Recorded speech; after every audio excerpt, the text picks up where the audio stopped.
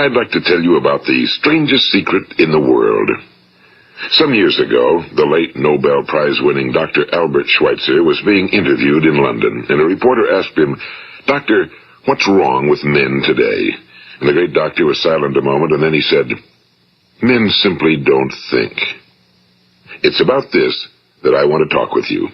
We live today in a golden age. This is an era that man has looked forward to, dreamed of, and worked toward for thousands of years. But since it's here, we pretty well take it for granted. We in America are particularly fortunate to live in the richest land that ever existed on the face of the earth, a land of abundant opportunity for everyone.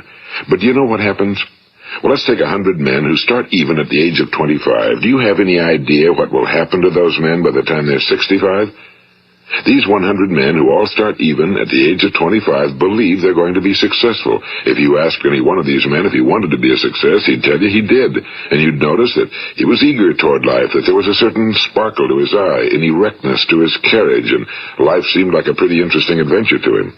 But by the time they're 65, 1 will be rich. 4 will be financially independent. 5 will still be working. 54 will be broke.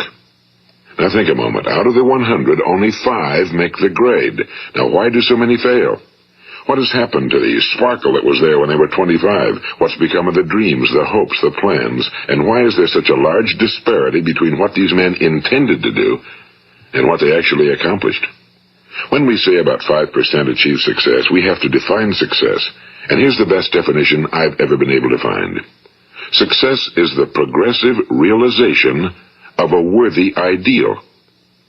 If a man is working toward a predetermined goal and knows where he's going, that man is a success. If he's not doing that, he's a failure. Success is the progressive realization of a worthy ideal. Rollo May, the distinguished psychiatrist, wrote a wonderful book called Man's Search for Himself. And in this book he says, the opposite of courage in our society is not cowardice. It is conformity. And there you have the trouble today. It's conformity, people acting like everyone else without knowing why, without knowing where they're going. Now think of it. In America right now, there are over 18 million people 65 years of age and older. And most of them are broke. They're dependent on someone else for life's necessities. Now, we learn to read by the time we're 7. We learn to make a living by the time we're 25. Usually by that time, we're not only making a living, we're supporting a family. And yet, by the time we're 65, we haven't learned how to become financially independent in the richest land that has ever been known. Why? We conform. And the trouble is that we're acting like the wrong percentage group, the 95 who don't succeed. Now, why do these people conform? Well, they really don't know. These people believe that their lives are shaped by circumstances, by things that happen to them, by exterior forces. They're outer-directed people. A survey was made one time that covered a lot of men, working men, and these men were asked, "Why do you work? Why do you get up in the morning?" 19 out of 20 had no idea. If you ask them, they'll say, well, everyone goes to work in the morning, and that's the reason they do it, because everyone else is doing it. Now let's get back to our definition of success. Who succeeds? The only person who succeeds is the person who is progressively realizing a worthy ideal. He's the person who says, I'm going to become this, and then begins to work toward that goal. I'll tell you who the successful people are. A success is the school teacher who's teaching school because that's what he or she wants to do. The success is the woman who's a wife and mother because she wanted to become a wife and mother and is doing a good job of it.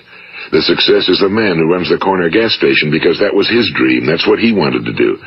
The success is the successful salesman who wants to become a top-notch salesman and grow and build with his organization. A success is anyone who is doing deliberately a predetermined job because that's what he decided to do deliberately. But only 1 out of 20 does that. That's why today there isn't really any competition unless we make it for ourselves. Instead of competing, all we have to do is create. You know, for 20 years, I looked for the key which would determine what would happen to a human being. Was there a key I wanted to know which would make the future a promise that we could foretell to a large extent? Was there a key that would guarantee a person's becoming successful if he only knew about it and knew how to use it? Well, there is such a key, and I've found it. Have you ever wondered why so many men work so hard and honestly without ever achieving anything in particular, and others don't seem to work hard and yet seem to get everything? They seem to have the magic touch. You've heard them say that about someone. Everything he touches turns to gold. And have you ever noticed that a man who becomes successful tends to continue to become successful? And on the other hand, have you noticed how a man who's a failure tends to continue to fail? Well, it's because of goals. Some of us have goals, some don't. People with goals succeed because they know where they're going. It's that simple. Think of a ship leaving a harbor, and think of it with the complete voyage mapped out and planned. The captain and crew know exactly where it's going and how long it'll take. It has a definite goal. Now, 9,999 times out of 10,000, it will get to where it started out to get.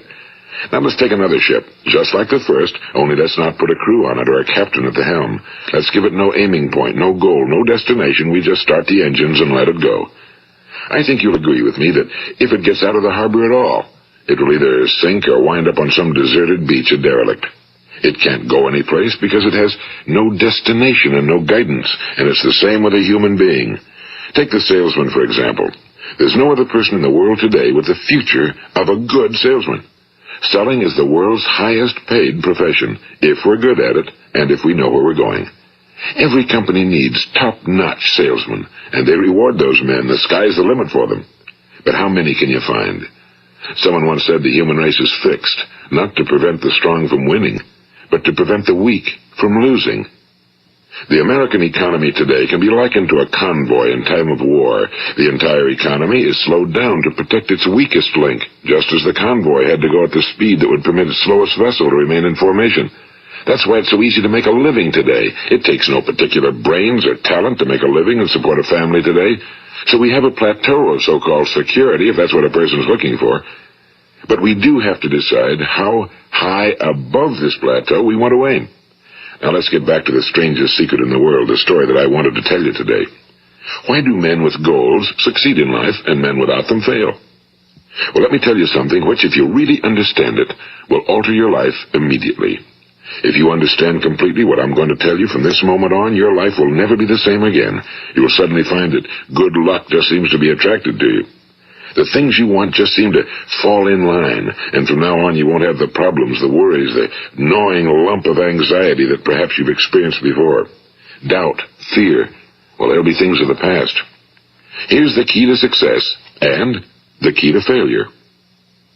We become what we think about. Now let me say that again. We become what we think about. Throughout all history, the great wise men and teachers, philosophers and prophets have disagreed with one another on many different things. It's only on this one point that they are in complete and unanimous agreement. Listen to what Marcus Aurelius, the great Roman emperor, said. A man's life is what his thoughts make of it. Disraeli said this. Everything comes if a man will only wait. I've brought myself by long meditation to the conviction that a human being with a settled purpose must accomplish it, and that nothing can resist a will that will stake even existence for its fulfillment. Ralph Waldo Emerson said this, a man is what he thinks about all day long. William James said, the greatest discovery of my generation is that human beings can alter their lives by altering their attitudes of mind. And he also said, we need only in cold blood act as if the thing in question were real, and it will become infallibly real by growing into such a connection with our life that it will become real. It will become so knit with habit and emotion that our interest in it will be those which characterize belief. And he also said, if you only care enough for a result, you will almost certainly attain it. If you wish to be rich, you will be rich. If you wish to be learned, you will be learned. If you wish to be good, you will be good. Only you must then really wish these things and wish them exclusively, and not wish at the same time 100 other incompatible things just as strongly. In the Bible you read in Mark 9:23, if thou canst believe, all things are possible to him that believeth. My old friend Dr. Norman Vincent Peale put it this way, this is one of the greatest laws in the universe. Fervently do I wish I had discovered it as a very young man. It dawned upon me much later in life, and I found it to be one of the greatest, if not my greatest discovery outside of my relationship to God. The great law, briefly and simply stated, is that if you think in negative terms, you will get negative results. If you think in positive terms, you will achieve positive results. That is the simple fact, he went on to say, which is at the basis of an astonishing law of prosperity and success. In 3 words, believe and succeed. William Shakespeare put it this way: our doubts are traitors and make us lose the good we oft might win by fearing to attempt. George Bernard Shaw said, people are always blaming their circumstances for what they are. I don't believe in circumstances. The people who get on in this world are the people who get up and look for the circumstances they want, and if they can't find them, make them. Well, it's pretty apparent, isn't it? And every person who discovered this for a while believed that he was the first one to work it out. We become what we think about. Now, it stands to reason that a person who's thinking about a concrete and worthwhile goal is going to reach it, because that's what he's thinking about, and we become what we think about. Conversely, the man who has no goal, who doesn't know where he's going, and whose thoughts must therefore be thoughts of confusion and anxiety and fear and worry, becomes what he thinks about. His life becomes one of frustration and fear and anxiety and worry. And if he thinks about nothing, he becomes nothing. Now, how does it work? Why do we become what we think about? Well, I'll tell you how it works as far as we know. Now, to do this, I want to tell you about a situation that parallels the human mind. Suppose a farmer has some land, and it's good fertile land. Now, the land gives the farmer a choice. He may plant in that land whatever he chooses. The land doesn't care. It's up to the farmer to make the decision. Now, remember, we're comparing the human mind with the land because the mind, like the land, doesn't care what you plant in it. It will return what you plant, but it doesn't care what you plant. Now let's say that the farmer has 2 seeds in his hand. One is a seed of corn, the other is nightshade, a deadly poison. He digs 2 little holes in the earth and he plants both seeds, one corn, the other nightshade. He covers up the holes, waters, and takes care of the land, and what will happen? Invariably the land will return what's planted. As it's written in the Bible, as ye sow, so shall ye reap. Now remember, the land doesn't care. It'll return poison in just as wonderful abundance as it will corn. So up come the 2 plants, one corn, one poison. Now, the human mind is far more fertile, far more incredible and mysterious than the land, but it works the same way. It doesn't care what we plant. Success, failure. A concrete, worthwhile goal, or confusion. Misunderstanding, fear, anxiety, and so on. But what we plant, it must return to us. You see, the human mind is the last great unexplored continent on Earth. It contains riches beyond our wildest dreams. It will return anything we want to plant. Now, you might say, well, if that's true, why don't people use their minds more? Well, I think they figured out an answer to that one, too. Our mind comes as standard equipment at birth. It's free, and things that are given to us for nothing we place little value on. Things that we pay money for, we value. The paradox is that exactly the reverse is true.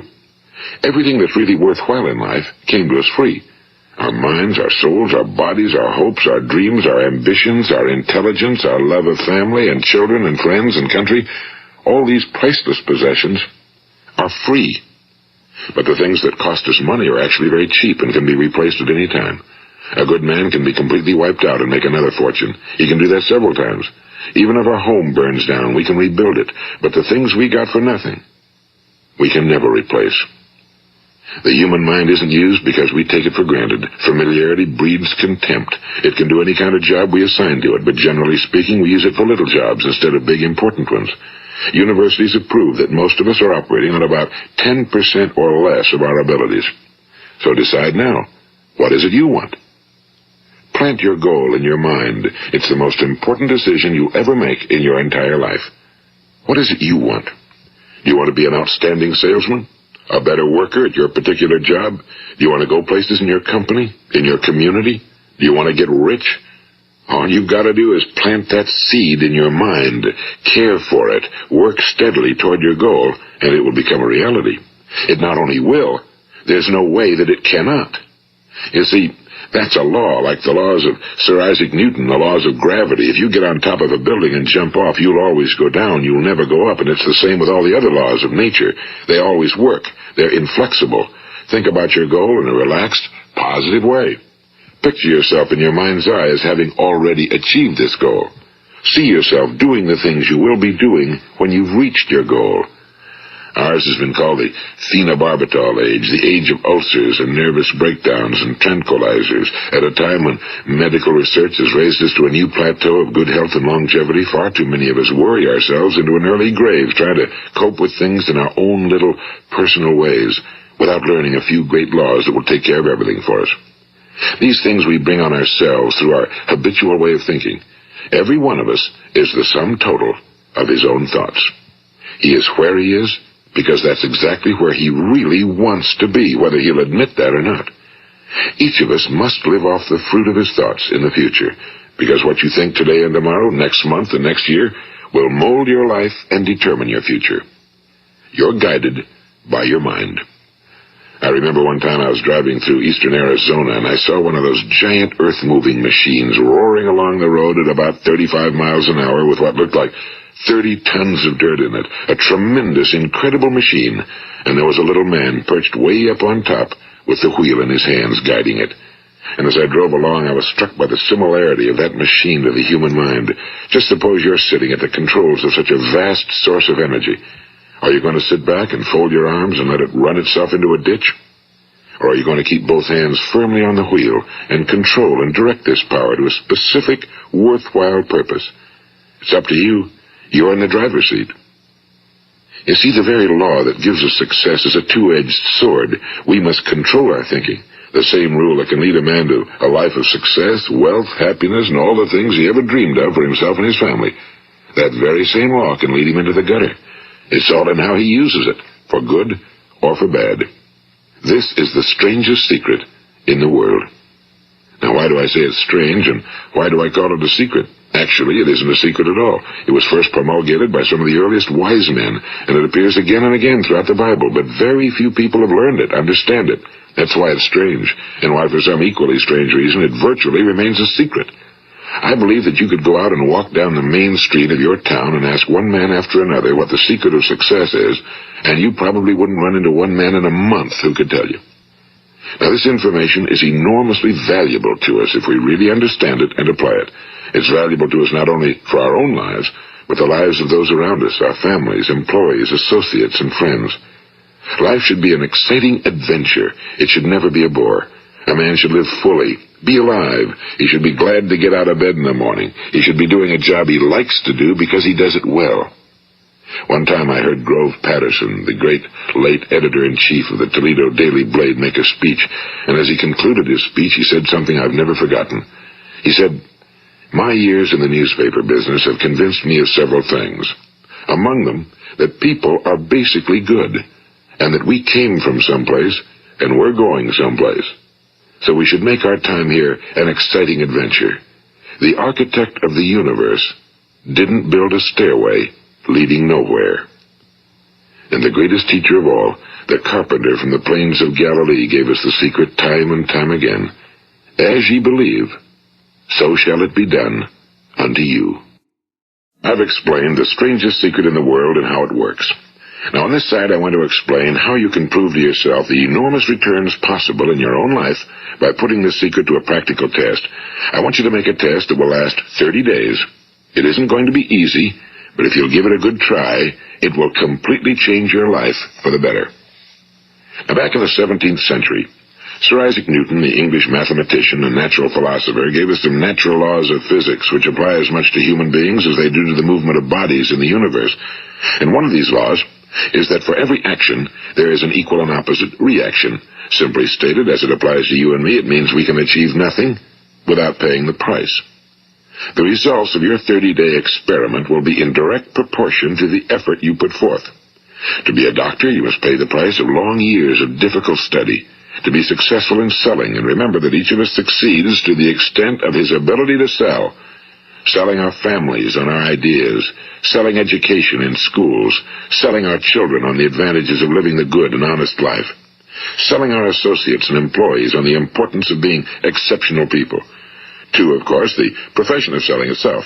But to be successful in selling our way to the good life, we must be willing to pay the price.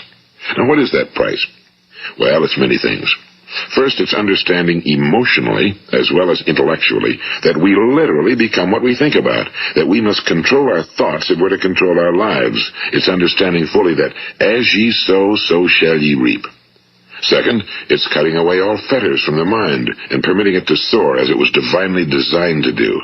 It's the realization that your limitations are self-imposed and that the opportunities for you today are enormous beyond belief. It's rising above narrow-minded pettiness and prejudice.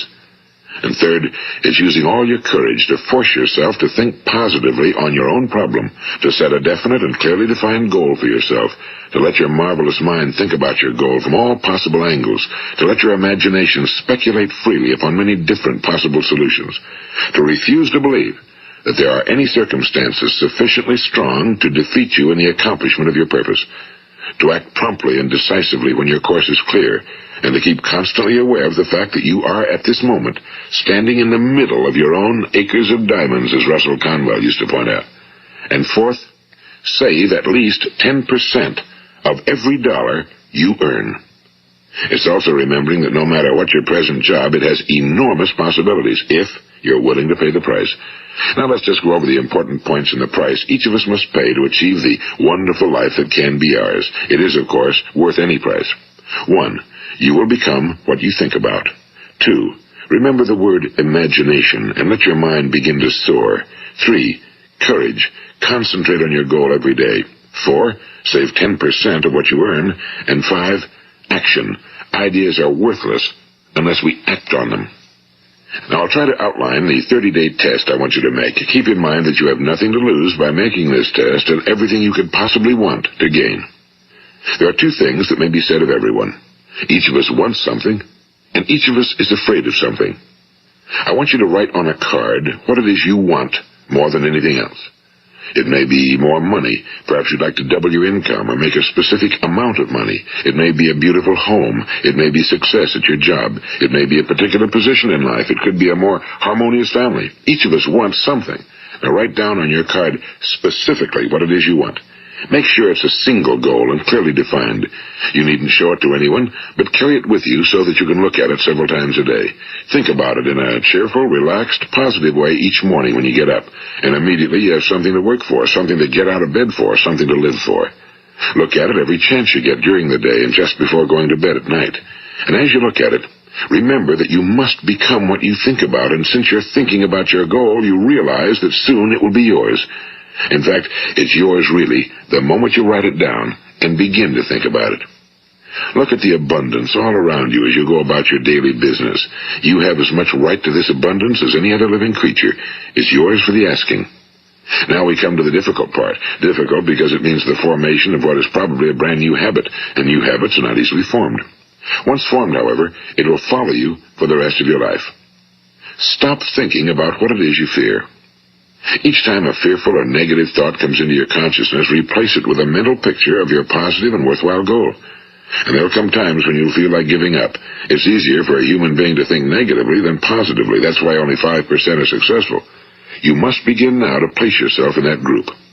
For 30 days, you must take control of your mind. It will think about only what you permit it to think about. Each day for this 30-day test, do more than you have to do. In addition to maintaining a cheerful, positive outlook, give of yourself more than you've ever done before. Do this knowing that your returns in life must be in direct proportion to what you give. The moment you decide on a goal to work toward, you're immediately a successful person. You are then in that rare and successful category of people who know where they're going. Out of every 100 people, you belong to the top 5. Don't concern yourself too much with how you're going to achieve your goal. Leave that completely to a power greater than yourself. All you have to do is know where you're going. The answers will come to you of their own accord and at the right time. Remember these words from the Sermon on the Mount, and remember them well. Keep them constantly before you this month of your test. Ask, and it shall be given you. Seek, and ye shall find. Knock, and it shall be opened unto you. For every one that asketh receiveth, and he that seeketh findeth, and to him that knocketh it shall be opened. It's as marvelous and as simple as that. In fact, it's so simple that in our seemingly complicated world, it's difficult for an adult to understand that all he needs is a purpose and faith. For 30 days, Do your very best. If you're a salesman, go at it as you've never done before, not in a hectic fashion, but with the calm, cheerful assurance that time well spent will give you the abundance in return you deserve and want. If you're a homemaker, devote your 30-day test to completely giving of yourself without thinking about receiving anything in return, and you'll be amazed at the difference it makes in your life. No matter what your job, do it as you've never done it before for 30 days. And if you've kept your goal before you every day, you'll wonder and marvel at this new life you've found.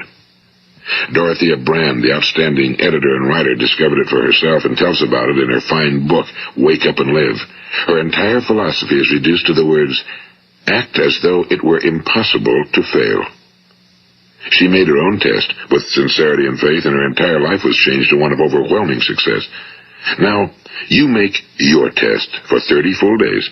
Don't start your test until you've made up your mind to stick with it. You see, by being persistent, you're demonstrating faith. Persistence is simply another word for faith. If you didn't have faith, you'd never persist. If you should fail during your first 30 days, by that I mean suddenly find yourself overwhelmed by negative thoughts, you've got to start over again from that point and go 30 more days. Gradually, your new habit will form until you find yourself one of that wonderful minority to whom virtually nothing is impossible.